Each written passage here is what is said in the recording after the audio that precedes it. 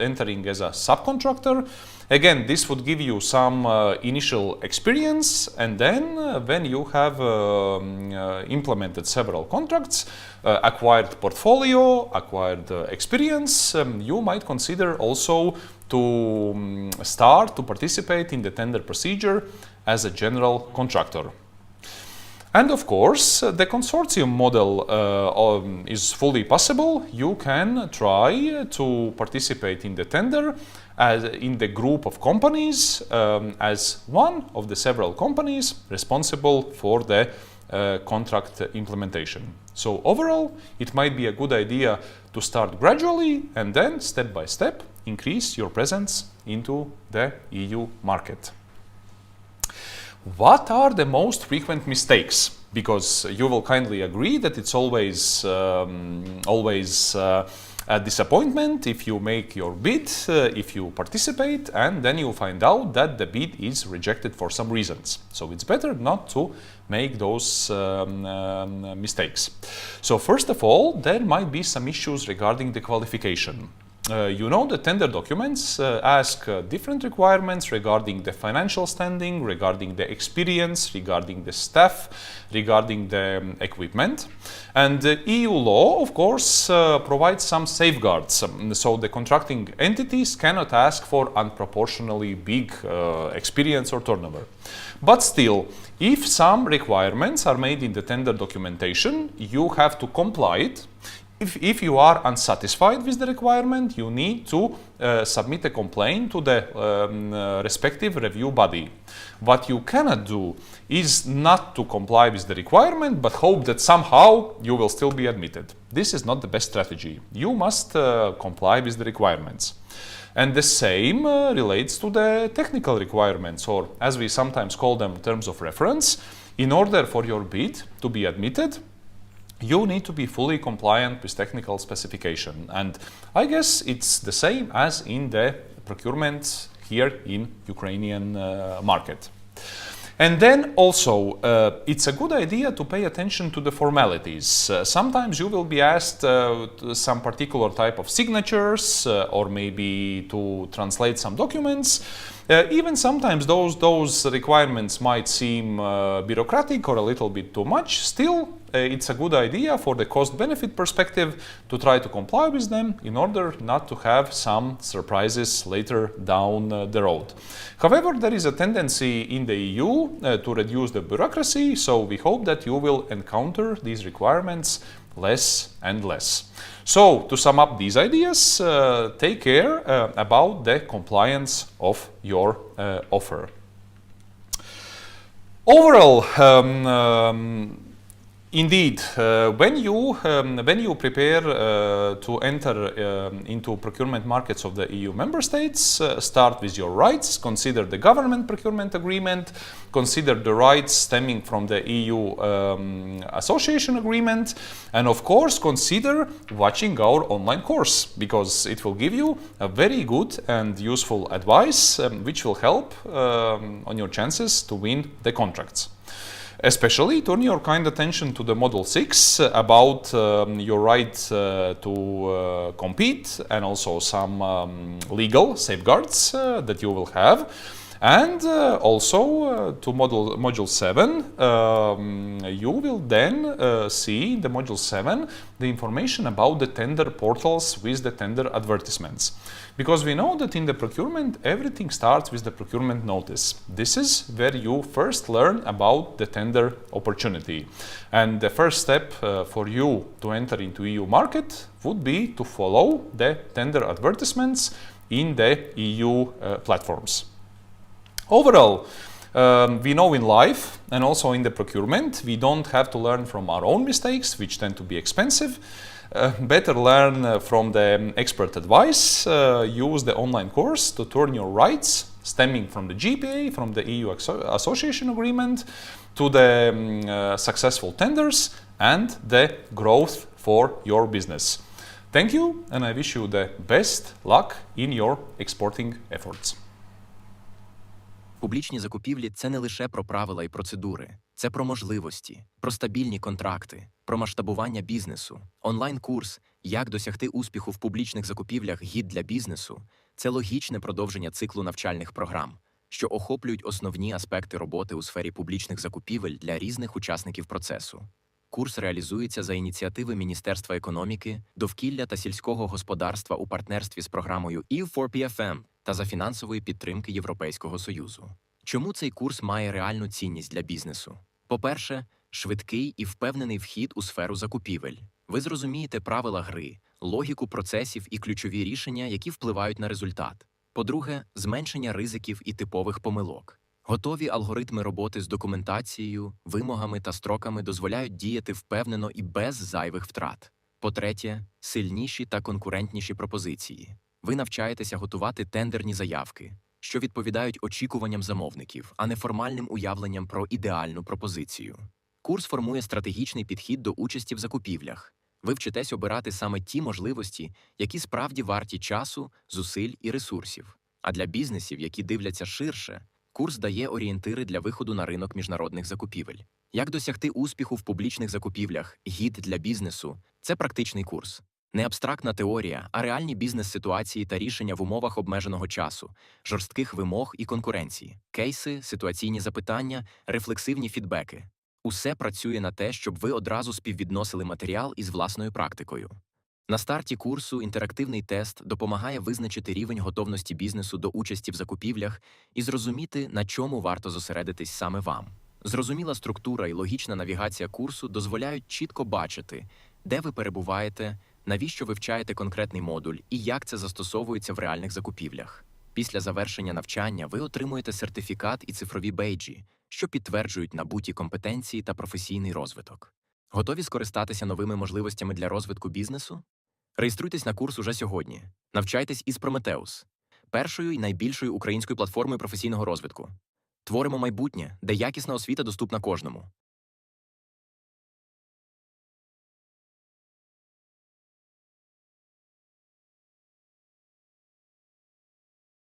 Публічні закупівлі – це не Залишайтесь з нами. Посилання, QR-код на посилання на наш курс ви можете побачити на презентаціях наших спікерів. В нижньому лівому куточку з'являється QR-код, і за цим посиланням ви можете переходити і зразу дивитися, реєструватися, потім переглядати онлайн-курс власне для бізнесу, як виходити на ринки публічних закупівель України і в модулі 6 і 7 на ринки публічних закупівель країн Європейського Союзу. Зараз ми раді вітати наших наступних спікерів. Пана Олександра Шатковського, старшого правового експерта програми EU4PFM, і Оксану Кам'янецьку, експертку з питань міжнародного співробітництва та комунікації в Україні у сфері публічних закупівель програми EU4PFM. Пане Олександре, будь ласка. Public Procurement under the EU4PFM program. Good morning. Good morning. Thank you, Ludmila. Thank you for joining us. At such a cold weather. Now we'll try to warm you up a little bit. On the one hand, you may have the impression that everything is really complex. No one, of course, will promise you that you will easily win the EU tenders. It is not that easy even in Ukraine. However, there is a great difference. In particular, all barriers, all difficulties can really be very rewarding if you overcome them. But let's start with the first difficulty. First, the legal regulation of public procurement in the EU is pretty complicated. There are 6 special directives at the central EU level. In addition, every EU member has its national legislation. For instance, in Italy, the Public Contract Code is comprised of over 200 articles. In addition, there are nearly 50 legal acts. of secondary legislation. At the same time, all rules and procedures are pretty similar to Ukrainian. The second difficulty is that the information on public contracts is pretty dispersed or scattered. There are lots of information portals. In some countries, for instance in Poland, there is a single portal where the procurement tenders are announced. In the Czech Republic, there are several platforms at the same time. You have to remember that the information center in the European Union is the information database for tender calls, TET. All tenders are published there. And the next difficulty for you might be that there are allegedly some procedural barriers. You might have been familiar with those procedures as you participate in public procurement in Ukraine. In the EU, indeed, the quality is in the focus as well as the environmental standards. Respectively, the products sold on the European markets should comply with quality requirements as well as environmental protection requirements. However, all is feasible for our business. There are some difficulties connected with participation in the procurement process. In particular, development of files, use of electronic protocols and signatures. You have to pay attention to the issues. At the same time, the IT technologies market and digital services are integrated in the EU market. And of course, there is a natural language barrier. The matter is that the key information in public procurement is available in English. However, the details are typically provided in the national language of the respective EU country. However, once again, in 2026 it's not a problem. It is still possible to use the digital tools for immediate translation. And the main problem, however, is that all those difficulties may prove to be really rewarding because the public procurement market is nearly 3.6 trillion USD. This is nearly 16% of GDP according to the IMF estimate. This means that the customers of the EU have a good reputation in terms of transparency during the public procurement, so it's worth competing. And my colleague Oksana will give you now the details of the participation. Welcome. Hello everyone. Вітаю. Я разом з моїми Hello everyone. рада вітати вас на цьому вебінарі. My colleagues and I are happy to welcome you at this webinar. We are here to open the doors for you to enter the EU market. Over 50 billion USD contracts are announced every year, and our course gives you the opportunity to select one of 3 paths that will bring you to this global level. We focus on 3 main pillars. TET system means your direct access to the EU tenders. Then, global international financial organizations. You have to know how to get to know to UN, World Bank, as well as EBRD. And finally, international money in Ukraine. How can you get on the top of the wave? Via Prozoro and funding projects and programs offered by the EU. The first entry point is TET. This is European Integration Ticket. The European procurement market is not something abstract. It's the real opportunity for Ukrainian business, and Ukrainian business is able to compete on equal terms. The key TET platform is the largest platform that aggregates and publishes over 500,000 announcements per year. However, it's just 5% of success to learn about the tender. Our course а не прокручувати. offers you lots of opportunities and recommendations. Filter the information. It's not TikTok, it's not Instagram. Use the expanded and expert search tools by the codes and the countries. The new tenders may arrive in your email box if you adjust the settings.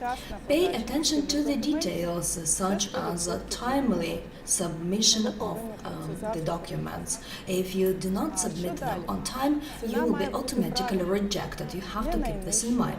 Then, the price should be reasonable and well substantiated. It's not mandatory to offer the lowest price.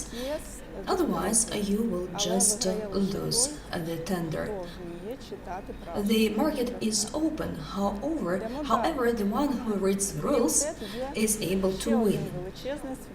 Apart from that, there is another great world of procurement, namely international financial organizations offering contracts amounting to billions. The rules are different, however, the opportunities are still huge.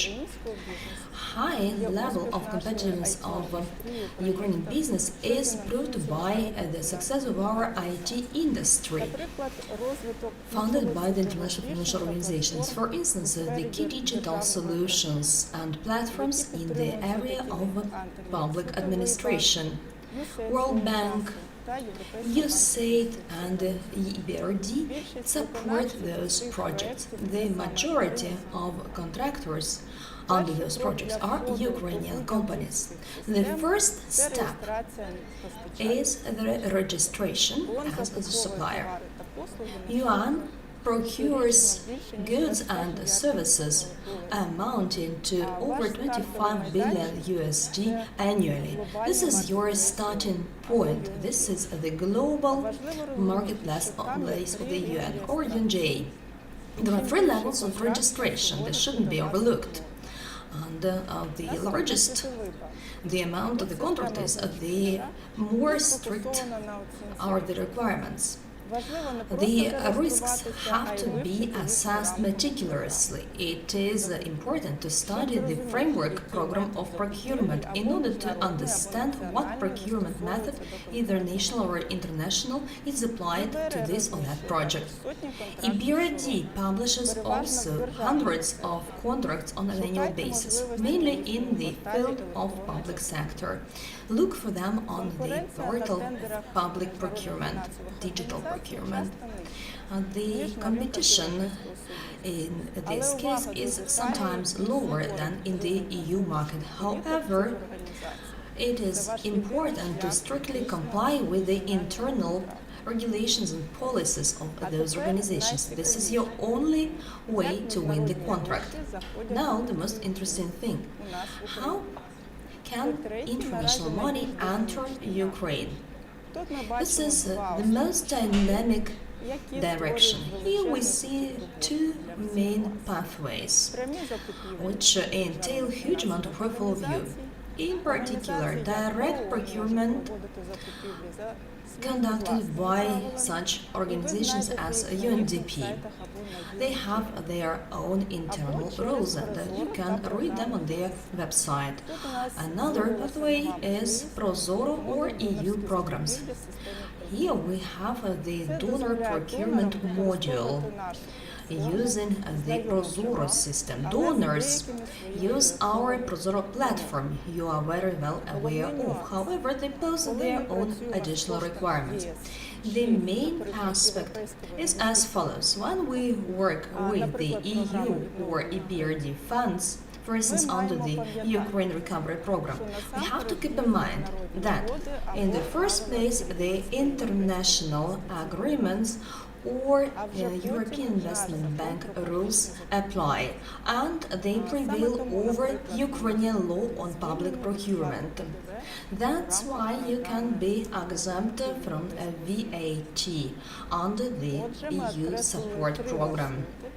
So thus we have described 3 pathways: TET, global financial organizations and donor programs.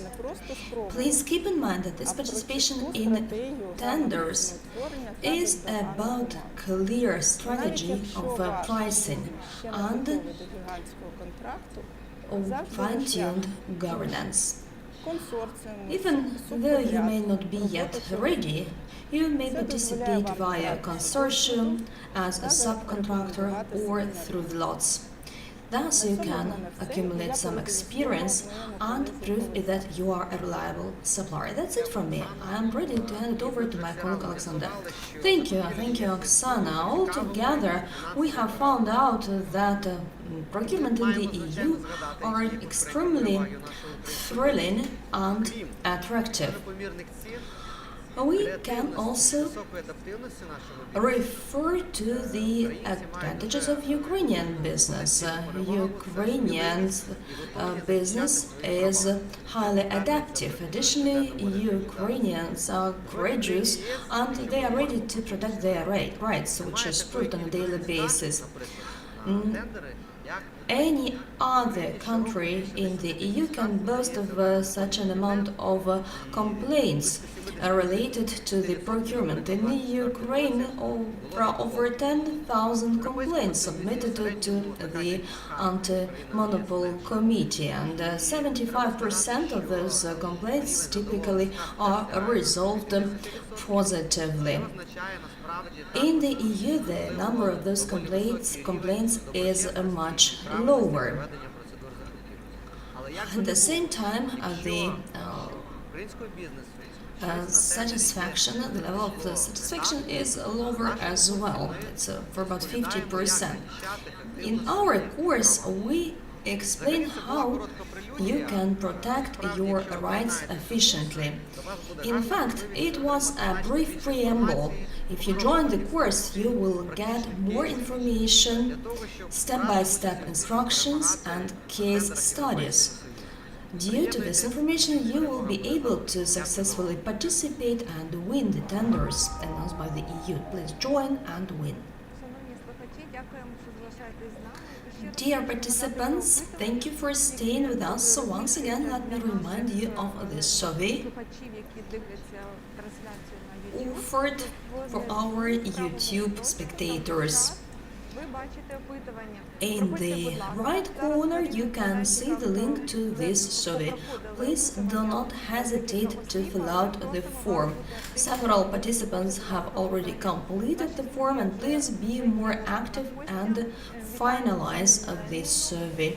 And now our next speaker is Anna Milenina, the advisor to the Entrepreneurship and Expert Support Office. Good afternoon, dear Ludmila, good afternoon, dear participants and visitors. I'm extremely happy to join you as an expert. Today, I will share my personal experience related to participation in public procurement. I think this experience might be valuable for the companies that are just at the start of this journey. So let's go. Let's continue. Today I will be extremely pleased to share the answers to the most frequent questions posed by the Ukrainian entrepreneurs who are just starting this journey. And the first typical question is about the participation strategy that the company has to opt for. In fact, everything depends on the procurement matters, the tender requirements, and the country itself which announces the tender. And of course, everything will depend on the customer under the public procurement project. At the same time, we realize that the beginners, the companies that are just starting to work with national procurement, are very successful when they participate in procurement as part to consortium.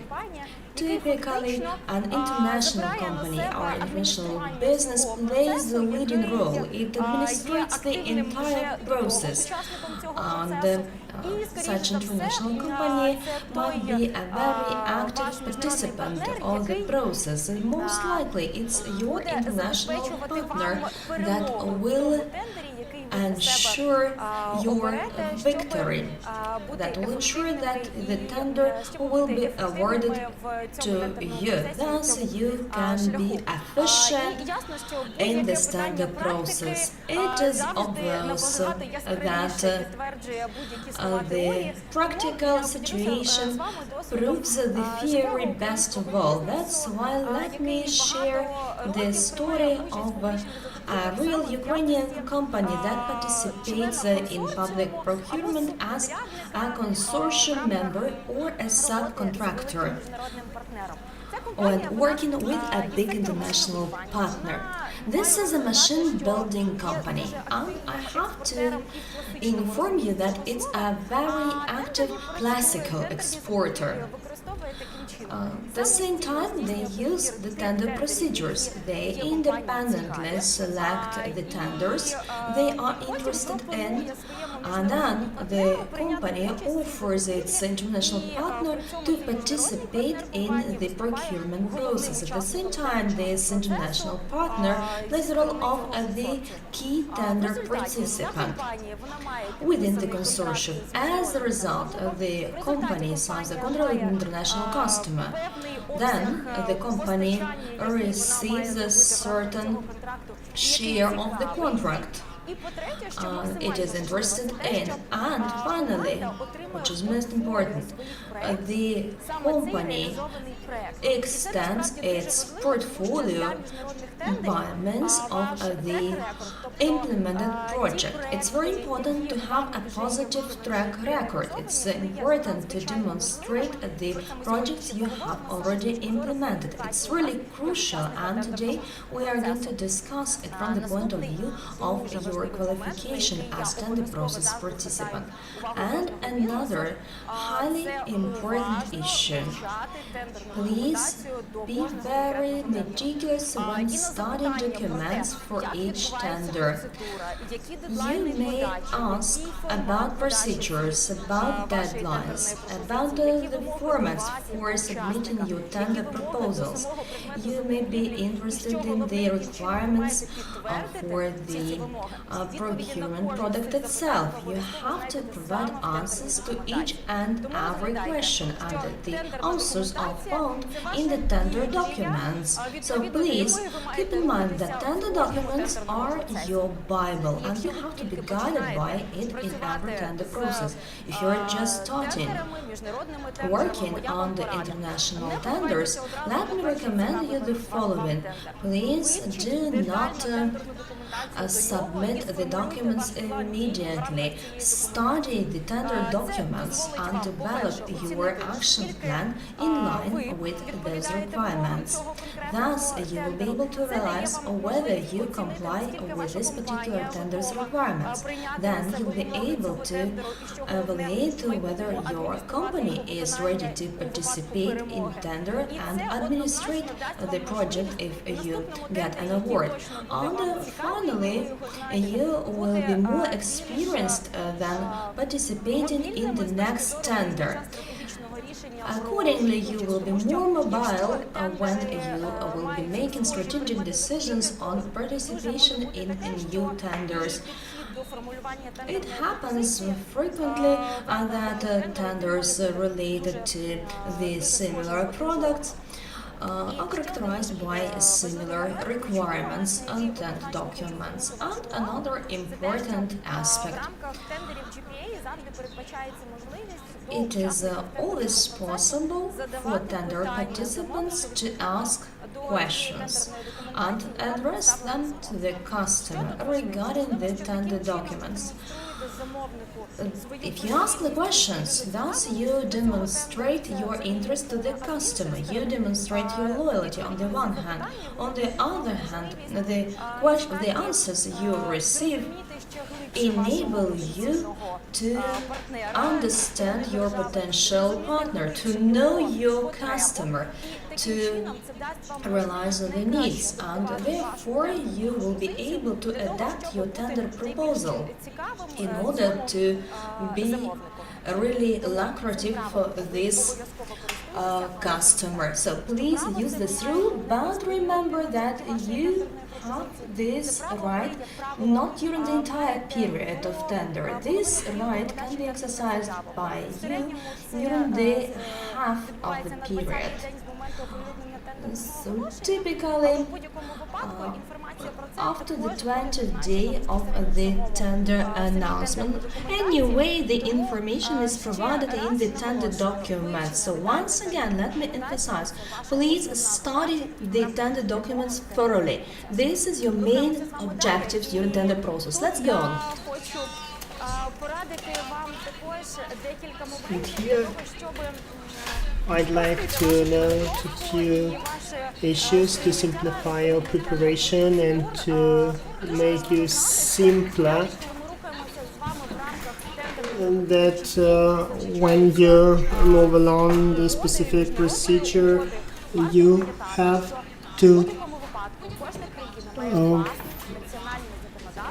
to find opportunities to learn the legislation of specific country, and specifics of the national legislation will impact a lot the process itself, depending on the country.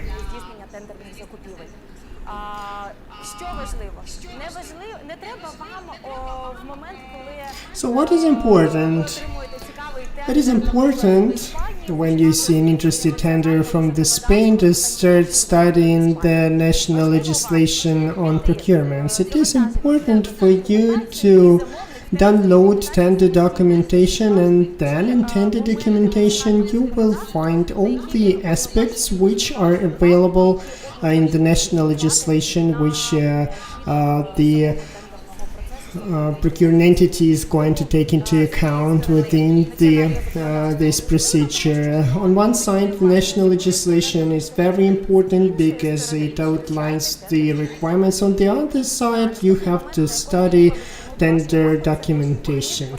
Also, I'd like to draw your attention on the mechanism of submitting the tender proposals. As of today, everything takes place in digital form, and Ukrainian tender participants are familiar with that very well because they already know how to work with the digital environments for a long time already. Still, there are some GPA countries which haven't introduced yet electronic tools, specifically Canada, with huge budgets available in public procurement, but they still use paper-based systems for their procedures. Also, it is important to note that in such case it should be submitted in paper-based form, so you have to bear in mind time necessary to send your proposal to that country by post, so it will be delivered in time. Also, we have to take into account all the possible aspects related to the time frames, because in any case you should prepare yourself as early as possible. The next point, which is also very important and critical for Ukrainian participants, is that submission should be made in the language of the country in which you are going to participate in public procurement. So your proposal should be, if we're speaking about France, in French. And also I'd like to mention that from the practice, We had experience with some companies which participated in public procurements in France, and the procedure at the same time envisaged that questions and answers from the procuring entity should have been made through email of a person who was a contact person according to this specific tender procedure.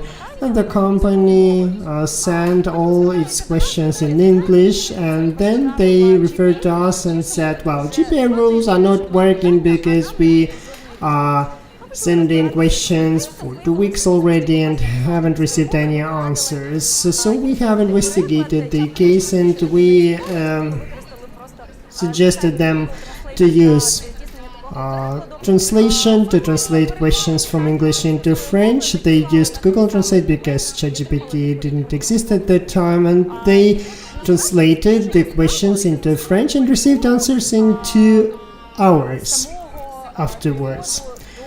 So this example demonstrates the approach itself to the language issue. I cannot even imagine the situation in Ukraine when the procuring entity would receive the questions in any other language than Ukrainian and wouldn't answer at all. They would at least explain that the questions should be translated, and there in France the procuring entity was just silent. They answered nothing, and after they were contacted in their native language, they have provided very rapidly and exhaustively for all the questions of Ukrainian bidder. So bear in mind that you have to check this issue. What is the language of the tender process?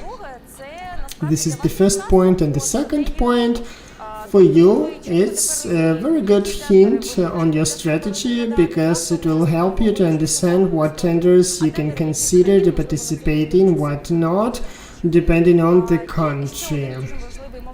And one more very important issue I'd like to address is the supply delivery of the goods. Everything what is related to the delivery and customs formalities is on you as on participant of the tender process and as the winner of the contract. So bear in mind that these costs may and will occur. You should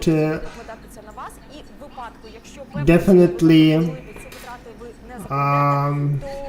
calculate, use them in your calculations, because in any case you will be obliged to deliver goods in line with the awarded contract, and all these payments, customs formalities and so on, everything related to logistics will be on you and on your company, so pay attention to this fact. And my colleague has already mentioned previously, and I'd like to add here that it is super easy to work with TED, because it envisages a lot of different filters to search for tender opportunities which might be interesting for you. I'd like to say that, well, don't use that just to search for active tenders. You can also analyze practice of previous tender procedures in specific country or by type of goods or services. It's very convenient, so you can familiarize yourself with the experience of others and to get ready and to better understand the process in the EU countries, and it will give you an advantage once you'll decide to submit your tender proposal in one or another country. Now we are moving forward, and here I'd like to say that very often Ukrainian businesses ask me, is it difficult to participate in international tenders comparing to Ukrainian tenders? Well, here I'd like to say the following. It's, the story about two poles. On one side, all the qualification criteria to the bidders are identical, from Ukrainian procuring entities and European procuring entities. Major issue is whether your company is ready to confirm all those qualification criteria in line with the requirements which are set by the procuring entity. My answer will be the same. Read carefully and attentively all the requirements in tender documentation. They are all there. Here I'd like to remind one of the tenders in the Netherlands. The tender documents of this tender procedure contained approximately 800 pages, and the tender documentation contained very detailed explanations on how the final product should look like. So this tender documentation even contained the specifics of knitting. So international procuring entities are very professional, and they are very careful with articulating all the provisions of tender documentation, so they do their best explaining all the peculiarities and details of the product they'd like to procure.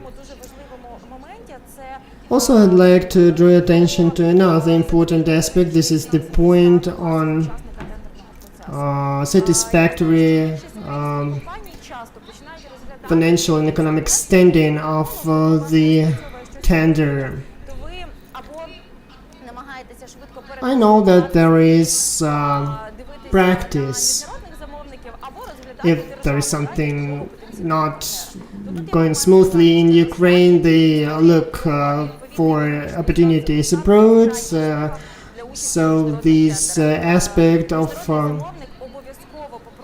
satisfactory economic standing is something which is even much more important abroad than in Ukraine, because they will definitely look very closely into financial reporting of yours. If you understand that in terms of financial element your company is not ready yet to participate in the EU procurements, first I suggest you to work internally to streamline all the processes and to bring your company closer to the this notion of a satisfactory economic standing, so it will be ready to participate in the EU tenders. Wow, so we already discussed the UN tenders, different grant opportunities from different European foundations and funds. Ukrainian businesses who haven't worked with any of these elements, they come to us and ask, what should we do to start? Well, I always answer, to start you just have to start. So today we have this absolutely fantastic and practical course for you to understand better how and what should you do to start. Everything you need for yourself just to learn this information, take a decision, assess your resources, and search for tender procedures which would be interesting for you. So I invite you, after our webinar of course, to enroll on the course, and there you will find a variety of practical tools you can apply in practice, and should you have any questions we will be happy to answer them. Thank you, Ludmila. Thank you, Anna, very much. Now I'd like to invite. Thank you, Anna. Now I'd like to invite our next expert, Katerina Velichkova, Senior International Expert on Capacity Building in EU for PFM project. Katerina is going to speak about the pathway from the local producer and supplier to Good morning, colleagues. As announced already, I will present very shortly one presentation on the access to EU programs for Ukrainian companies. I will start with the recognition that all Ukrainian companies are now operating under extreme pressure, and it is due to disruption in markets, in short planning horizons, and all kind of constraints, especially uncertainty. So in this context, the main question is why EU programs matter now, and we need also to be honest about the possible constraints for Ukrainian company trying to enter the EU programs.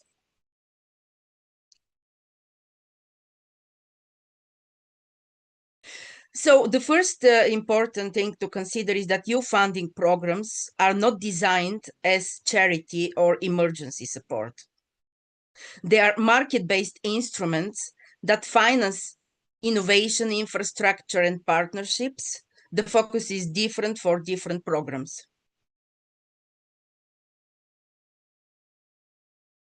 However, for companies and organizations that can deliver and want to deliver, EU programs offer something very valuable right now, and this is predictability, demand which is predictable, clear rules, and access to EU market. So this is why the most important for Ukrainian companies when considering their participation in EU programs, that they can do it despite the war, not because companies need some aid or help, but because they need stable, rule-based opportunities.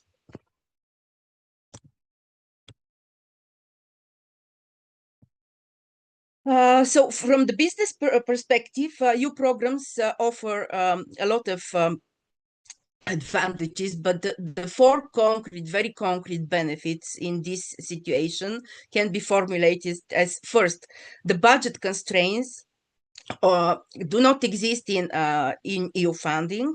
So these contracts are funded, contracts or grant depending on the program, and their budgets are pre-approved with very clear payment rules.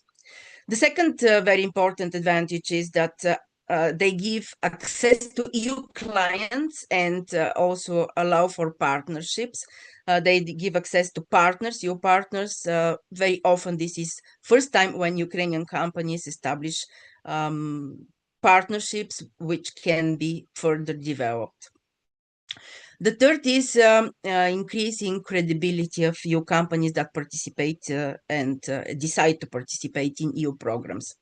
Once they deliver under EU rules, the market position changes, their credibility increases.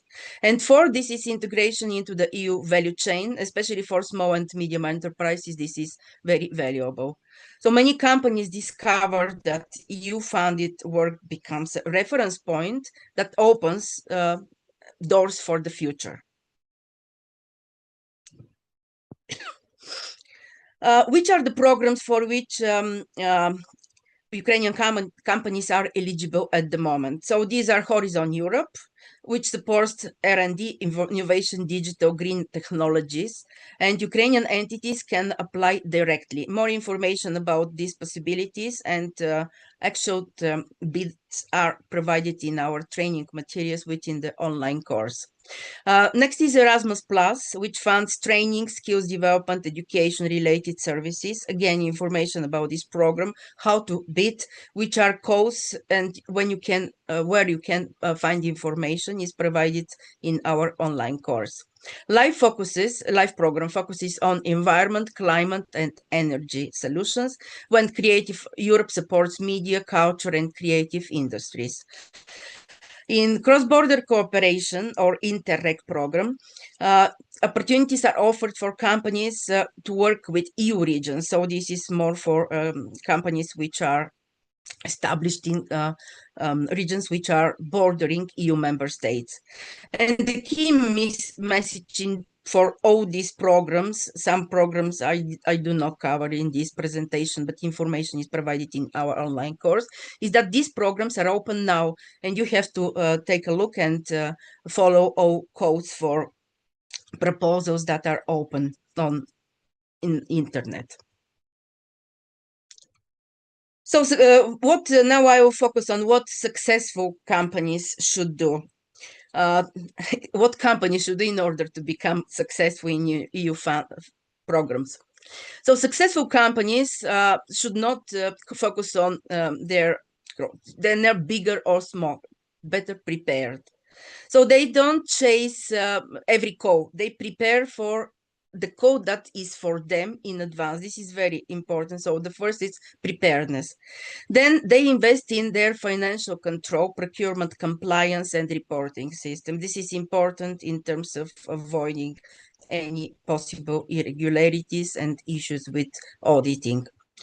Then they build long-term partnerships. It's not about ad hoc consortia. Sometimes ad hoc consortia are also important, but the main objective should be long-term partnership.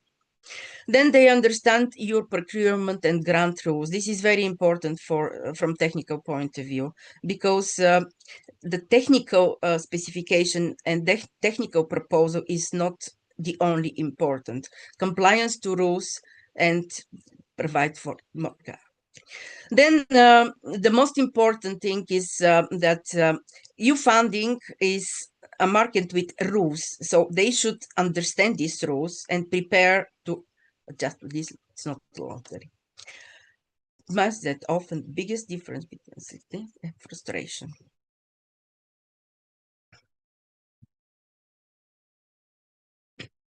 In terms of practical steps, so I would recommend to start with 1 or 2 programs that fit the business and the opportunities for this business. To understand eligibility and rules, it is not needed to understand everything, but you have to understand that you apply.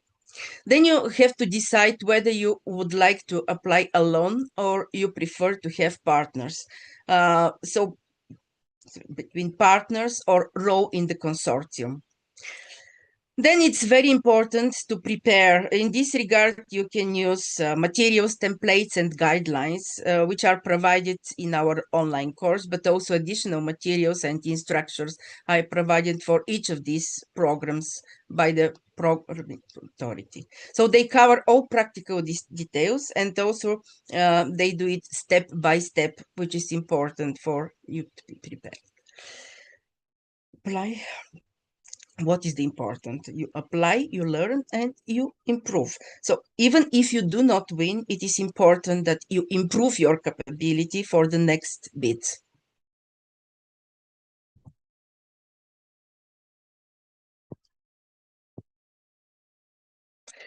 And the final slide is on the growth strategy. When I was thinking about the conditions in Ukraine and how hard the situation for Ukrainian businesses, I still decided to provide my thoughts about the growth strategy that all Ukrainian companies should have. Because EU funding provides a way to enter EU markets. This is a credibility signal and a learning platform. This is something that you have to pass through in order to be successful. And this is also a stepping base or stepping stone towards EU accession related opportunities, because opportunities for EU will be much bigger. So for Ukrainian companies, it is especially important. Participation today in Horizon Europe, Erasmus, Life, Interrector, small and medium enterprises programs is not just about funding. It's about positioning in post-war reconstruction, EU accession and integration into the EU value chains. So this is why the today conditions, even in the war, during the war, accessing structured EU opportunities cannot be considered a distraction, because this is a strategic option.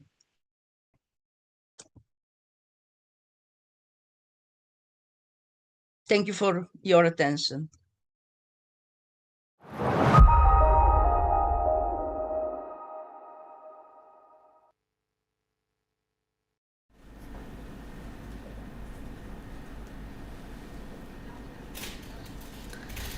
Thank you, dear speakers. Thank you for your informative presentations. Hopefully they have been really interesting for our participants because it's about your first step towards the EU procurement market. Given your questions, we can summarize that you really feel the deficit of information regarding the tenders, information regarding the technical documents and the technical procedures.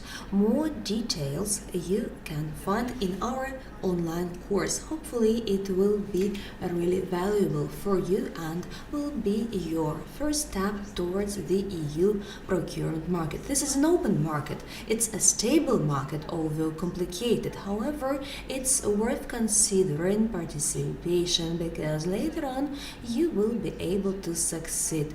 We wish you much success and see you next time. See you.